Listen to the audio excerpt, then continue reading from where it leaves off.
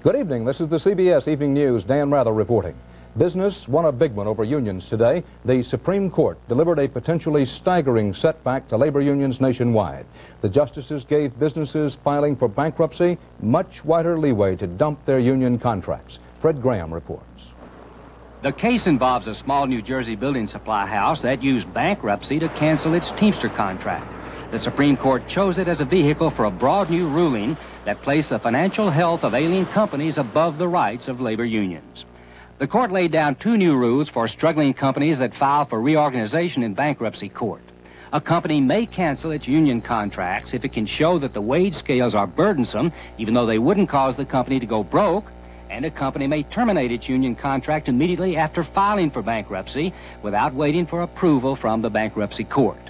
The Supreme Court did say that companies cannot use today's ruling as a pretext to dump their unions, but must make good faith efforts to persuade the unions to take pay cuts before resorting to bankruptcy. The business community viewed the decision with delight. Unionized companies, and particularly I think the larger ones, this will have a significant effect in their ability to turn their companies around and perhaps compete effectively against foreign competition. The issue reached the height of controversy last year when Continental Airlines used bankruptcy to drop its union contracts and hired non-union employees. I think it's going to put organized labor in a terrible hole in trying to deal with a company that's financially distressed, because if you allow the company simply to dictate all the rules, then all of the collective bargaining process is broken down. Last year, union violence broke out in Minnesota after the Wilson Meatpacking Company took some of the actions that the court approved today. And four dissenting justices warned of economic warfare if companies use the decision as a signal for union busting. Fred Graham, CBS News, Washington. Two other Supreme Court rulings. In one, the justices put a crimp in the rights of suspects. They said a man's murder confession to his probation officer was legal evidence, even though the suspect wasn't read his rights. And the court ruled today that interest-free loans made between family members are subject to an outside third party, the Internal Revenue Service, demanding payment of a gift tax. On another tax matter, Congress was told today of a practice termed a threat to revenues and to fairness. The Joint Committee on Taxation said tax shelter abuses by the wealthy threaten to undermine the whole federal tax system, because while the wealthy aren't paying their fair share, lower-income Americans who can't afford even legal tax shelters wind up having to pay even more taxes. Taxes, fairness, the role of unions, all issues in Campaign 84, and not coincidentally, one issue being raised by Walter Mondale and other Democrats is that the next president will likely get to choose several members of the Supreme Court, justices who could affect policies well into the 21st century. As for the John Glenn campaign, Lem Tucker reports tonight the big issue is simply how to make it through the New Hampshire primary next week. As John Glenn went about his campaign schedule this morning, his mind had to be on the 5-minute television speech he is making to New England voters tonight. It is being viewed by many in his campaign as the last chance to bail out his candidacy. He is expected to say that his political setback in Iowa came because he did not adequately voice the concerns of the mainstream of the party, the people he says he best represents. And he will say that he may not be the best at politicking and campaigning, but that he does understand the American people. And you can expect at least a hint of his charges that Walter Mondale is the captive of special interest groups. He is now hoping that a message which failed miserably in Iowa will work here. I have said from the outset that I want to appeal to those mainstream Democrats who should be controlling their own party. And if we can get them out to vote next Tuesday, we'll take this thing. Today, almost all the national campaign Glenn has left is here in New Hampshire. In nearby Maine, they've closed campaign offices, so those workers are helping out. National campaign staffers and part of Glenn's Senate staff are here. People who helped out in Iowa and were supposed to head south are at work in New Hampshire. Because the message is clear. If John Glenn can't do better here than he did in Iowa, then those southern primaries may not matter. Lem Tucker, CBS News, Manchester, New Hampshire. President and candidate Reagan will hold his first news conference of the year tonight, and CBS News will broadcast it live beginning at 8 o'clock Eastern Time.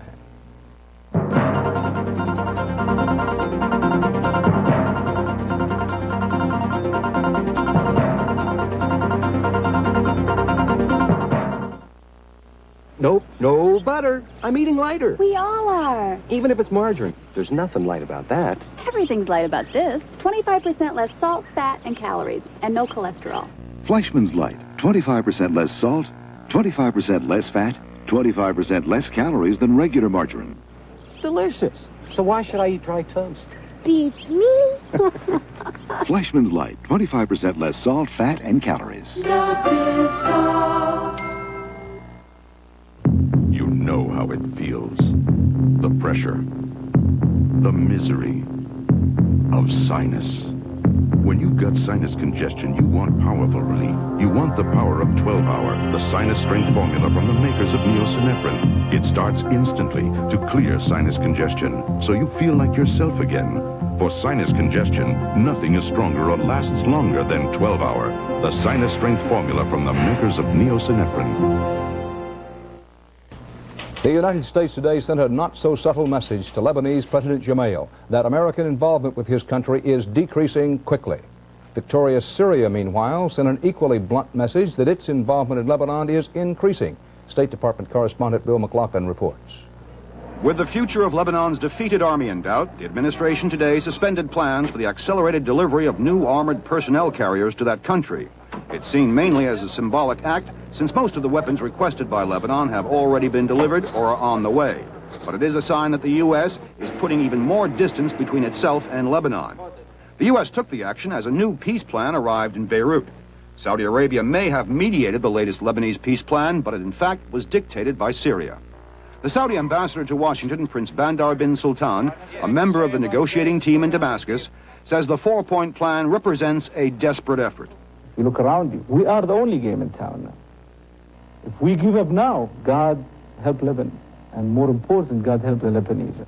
The plan is a Syrian ultimatum, which includes canceling the U.S.-arranged security agreement between Israel and Lebanon, which Syria opposed. Israel's withdrawal from Lebanon, but no demands on Syrian forces. Resumption of Lebanese talks to form a Syrian-approved government. Lebanon's President Amin Gemayel now has the plan, but his latest dilemma is that it is opposed by his Christian allies, including former Lebanese President Camille Chamoun, as well as members of Gemayel's own family. CBS News has learned that Lebanon's Christian warlords have returned to their alliance with Israel. At Israel's behest, they are opposing the Saudi plan while supporting continued military links with Israel. The Israelis have turned over to the Christian militia forces tons of American-made military hardware, including tanks and armored personnel carriers. The Christians have sent some of their best troops to southern Lebanon, where they will form the nucleus of a new Israeli-controlled private army.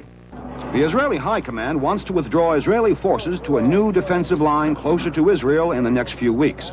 Israel hopes the Christians can be molded into a large and effective enough force to then permit a total Israeli withdrawal. With Israel and Syria determined to get their own way in Lebanon, permanent partition will be hard, if not impossible, to avoid.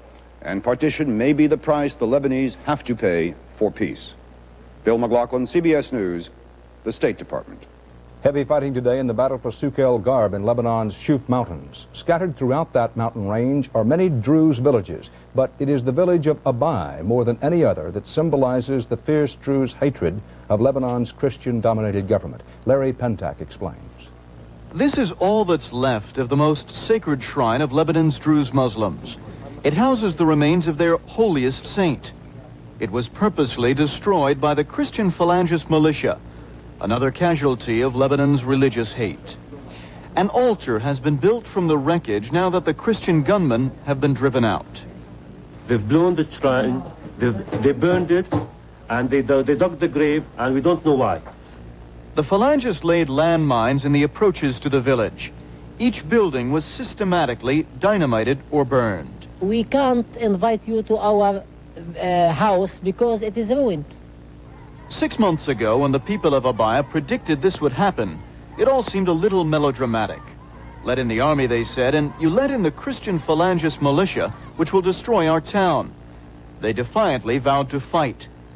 They lost, and the Phalangists left their mark. Kamal Hamsi became a refugee in Beirut. He's come home now to see what remains. He's trying not to hate. But of course, we have to hate them a little. Not much, but a little. In Abaya, they wish for peace, but they can't help thinking about revenge. Well, at the moment, yes, but later on, we are the people who forgive. Perhaps. But in the shrine of Emir Abdullah, they're distributing bits of holy cloth that survived the outrage. Mementos to make sure that no Druze will ever forget. Larry Pintak, CBS News, Abaya. Iraq said today that its warring neighbor Iran had launched a major new offensive. Iran said its forces had driven into Iraqi territory within 10 miles of the Baghdad-Basra highway, Iraq's main supply route to the war front. Iraq claimed that it was confronting the Iranian move and earlier displayed what it said were captured Iranian soldiers. The latest fighting in the 3.5-year-old war sparked renewed concern that Iran might go ahead with threats to close the Strait of Hormuz and choke off Persian Gulf oil exports. The French government was talking tough today, vowing to take all necessary measures to end a week-old truck drivers' blockade of highways throughout the country. But this appeared to have no effect on the truckers, who are protesting, among other things, customs delays at border crossings and high fuel oil taxes. The truck jam has backed traffic up into Switzerland. And at the Italian border, where it all began, truckers looked as if they were settling in.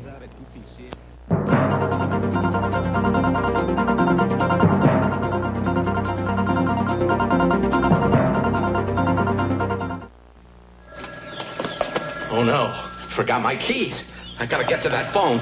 Maytag washes are built to last longer and need fewer repairs. I don't get too many calls.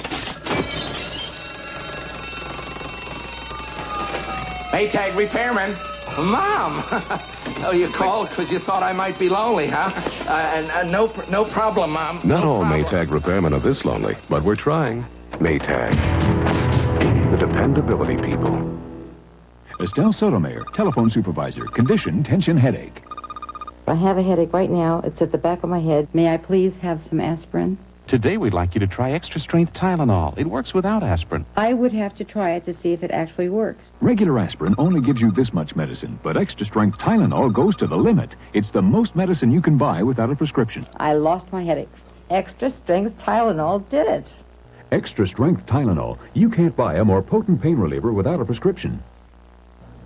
A federal appeals court in San Francisco tonight ordered Health and Human Services Secretary Margaret Heckler to obey its two previous orders to restore disability benefits to most of the almost 400,000 recipients cut from the rolls nationwide. The court accused Heckler of undermining the Constitution by refusing to obey the court's directives that no one be cut from the disability rolls until there was proof the patient's condition had improved. The Senate's election year preoccupation with crime control turned to the death penalty today.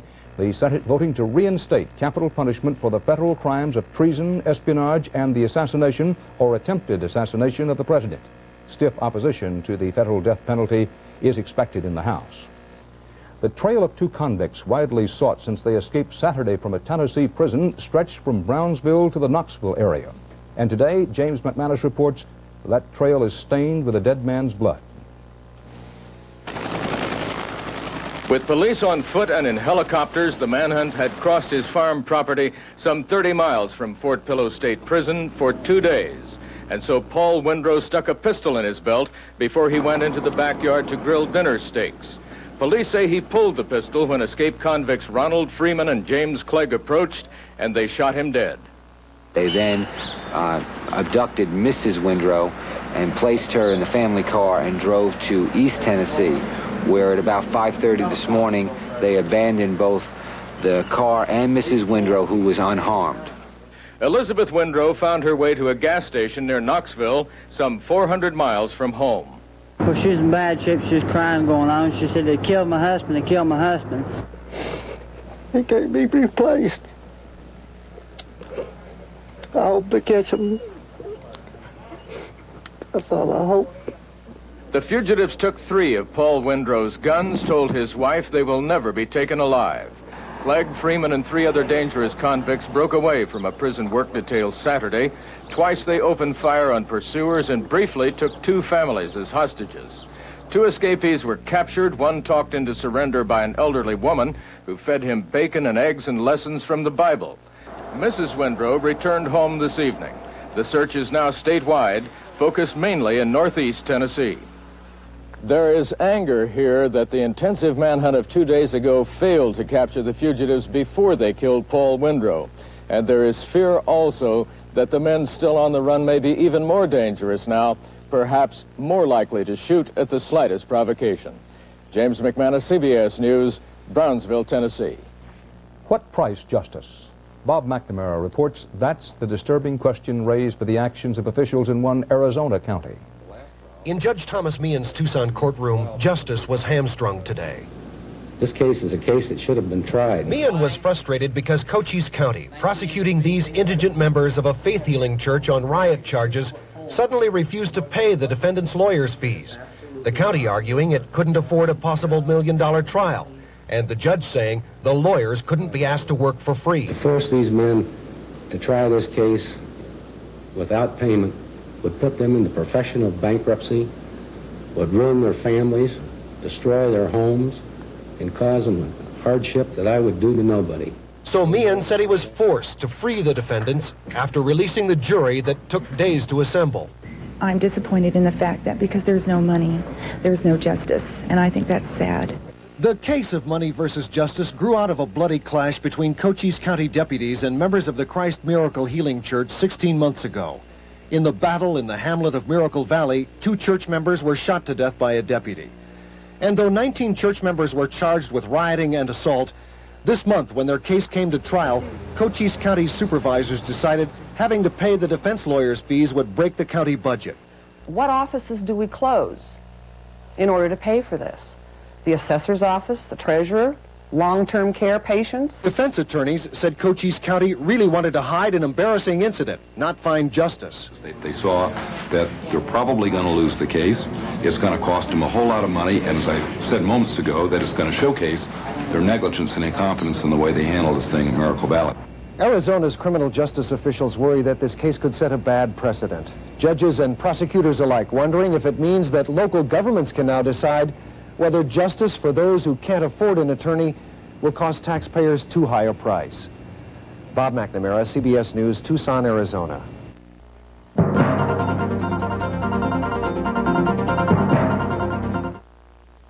Love is better the second time around, if you're a coffee lover. When I gave up caffeine, I just knew coffee wouldn't be a pleasure anymore. Then I tried High Point decaffeinated. What flavor. I fell in love all over again. You see, High Point decaffeinated starts with 100% of the whole coffee bean, brews it to the height of flavor and aroma, and captures that just for you. Try High Point and fall in love with coffee all over again. Now available for restaurants. The apple growers of Washington State present the perfect snack. A snack high in fiber, but low in calories and low in salt. Looks good, tastes good, even sounds good. Wouldn't a Washington apple snack taste good right now?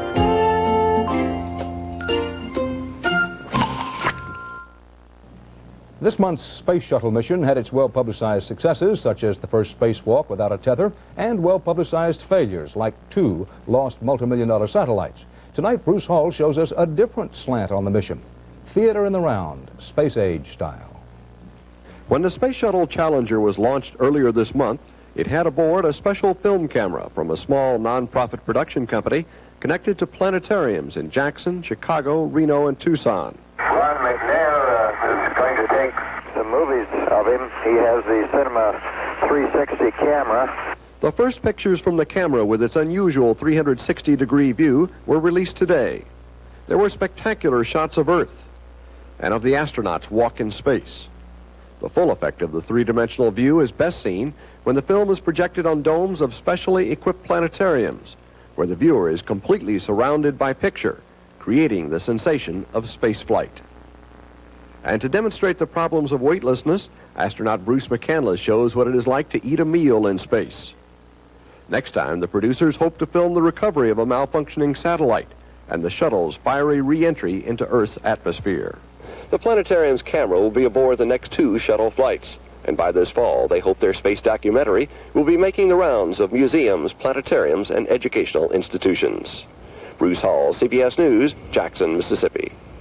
fantastic.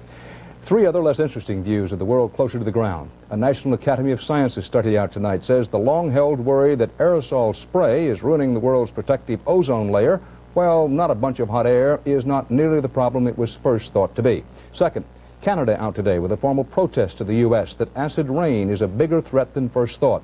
And what the U.S. proposes to do about it, study it some more, is, quote from the Canadians, unacceptable. And third, the nation's biggest conservation group says much of the U.S. environment is getting less acceptable. Wildlife, soil, and living space have all gotten worse off in the last 15 years, says the National Wildlife Federation. There has been some success in reducing air and water pollution. It's an old nightmare for many brand new parents. The hospital gives you a baby that isn't yours. Karen Stone reports from Kansas City on a bad dream come true. Valerie Lewis was getting ready to leave Truman Hospital in Kansas City with her newborn son when hospital personnel stopped her, and her little bundle of joy turned into a bundle of confusion. And so they talked to us and told us that we made a mistake and y'all had the wrong baby. For 4 days, Valerie was mistakenly given another infant, Raphael Smith, the son of Catherine Smith. The 2 babies, like all babies at the hospital, had both their footprints and blood samples taken in the delivery room. But when they enter the nursery, the babies are also given name tags for identification. And that's where the trouble began. One of the baby's wrist bracelets fell off. And the babies got put in the wrong crib. So what are the chances of such a mishap? If they're doing the way they're supposed to be doing it, it's very slight. But in this case, someone made a slight mistake, and neither mother had any idea anything was amiss. Had you grown attached to the other baby? Very. Since I was real sick, I wasn't able to pick him up, so they looked alike to me. Luckily, someone noticed the foot tag on what was thought to be the Lewis baby said Smith, and that the weight didn't seem right either. So more blood tests were run, and the mix-up was confirmed. All I can say is I'm very angry that, you know, that the hospital could do something like that. Still, the mothers appeared reassured. Hospital officials issued a statement saying at least they caught the mistake before either baby left the hospital. Discovered, you could say, while the problem was still in its infancy. Karen Stone, CBS News, Chicago.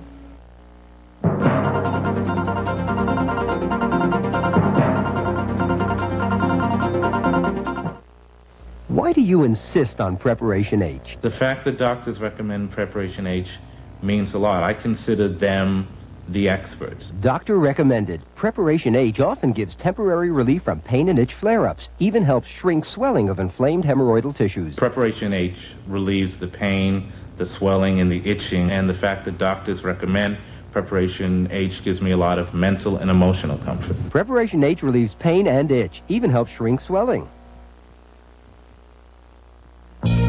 If you're tired of airport lines, make them disappear. Announcing American Airlines No-Stop Check-In. Now thousands of travel agents and American ticket offices can give you all your boarding passes before you get to the airport. So at the airport, there's just no stopping you. American Airlines No-Stop Check-In. You can go right on board.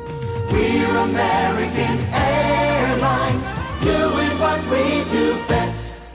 Miss Jane Russell. It takes confidence to face an audience. Luckily, we full-figure gals know what it takes to make a great appearance anytime we want to. We wear Playtex 18-hour bras and 18-hour girdles. The support and control we need, plus the comfort we enjoy. Because the unique 18-hour fabric stretches for real support, real control, real comfort. Now, selected 18-hour bras available in beige. Buy now, save 20%. Picture, if you will, the island of Borneo between the South China Sea and the Java Sea. On it is a tiny thumbprint parcel of land about the size of the state of Delaware. It is the nation of Brunei, the smallest in size and the largest in wealth of all Southeast Asian countries. Brunei broke political links with Britain on January 1st, but events move slowly in Southeast Asia, and tomorrow Brunei begins a 3-day celebration of its sovereignty. Lucky Wyatt Andrews got to go there. With kings, presidents, and princes arriving, the small nation of Brunei is about to celebrate the most elaborate event in its history, formal independence from Britain. But everything else is far more simple here. Brunei, the world's newest nation, can be explained in 2 words: oil and gas. Oil and gas and the return on their reserves together produces more money than the country can now, almost more money than the country can now digest. Brunei seems to be more a corporation than a country. It has a single product, petroleum, one dominating company, Shell Oil of Brunei, one monarch, the Sultan Hassan al-Bolkiah, and then this, the world's largest palace. Almost 1,800 rooms sit on 50 acres. It would dwarf the Vatican. The marble inside is from Italy, the thrones from England. Gold is everywhere. At dinner time, royal banquets can seat 4,000, but dinners for 8,000 are possible. No one in Brunei is complaining about the luxury of all of this, because this sultan, as well as his father, have had a reputation of passing this luxury around.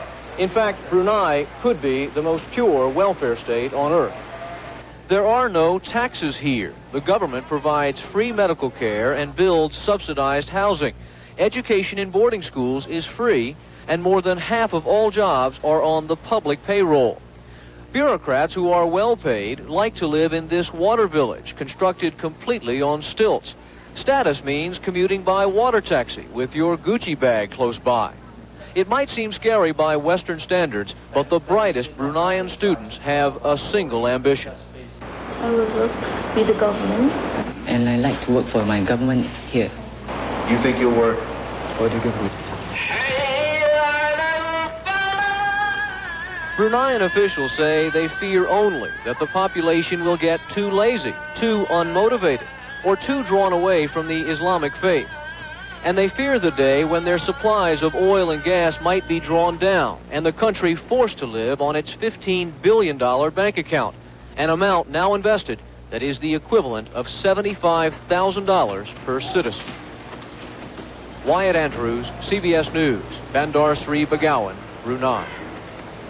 And that's the CBS Evening News for this Wednesday. Dan Rather reporting from New York. Thank you for joining us. Good night. The name Buick has always stood for automobiles that are well above the ordinary. Automobiles that are engineered for a quiet, smooth ride, designed for comfort and convenience, and built to make you feel good about your car as long as you own it. Maybe that's why, in the last 7 years, over 5 million discriminating people have chosen Buicks. And we're expecting another very good year. Think about it. Would you really rather have a Buick? When my arthritis kicks up, there's no beating deep heating. Mentholatum Deep Heating Rub. Penetrating relief to soothe minor arthritis pain for hours. When my hands are stiff and sore, there's no beating deep heating. Mentholatum Deep Heating Rub. Penetrating relief to ease the stiffness of minor arthritis pain for hours. Mentholatum Deep Heating Rub or Lotion. There's no beating deep heating. You know, the secret to a comfortable retirement is really no secret. You need a smart investment firm to help you get there. And the best way to find that investment firm is to ask a lot of questions. Katie and I asked. And the more we ask, the more good things we heard about one company, Dean Witter. We heard about the quality of their financial advice and programs. We heard they really listen, really care. For us, Dean Witter was worth asking about. Dean Witter. Worth asking about.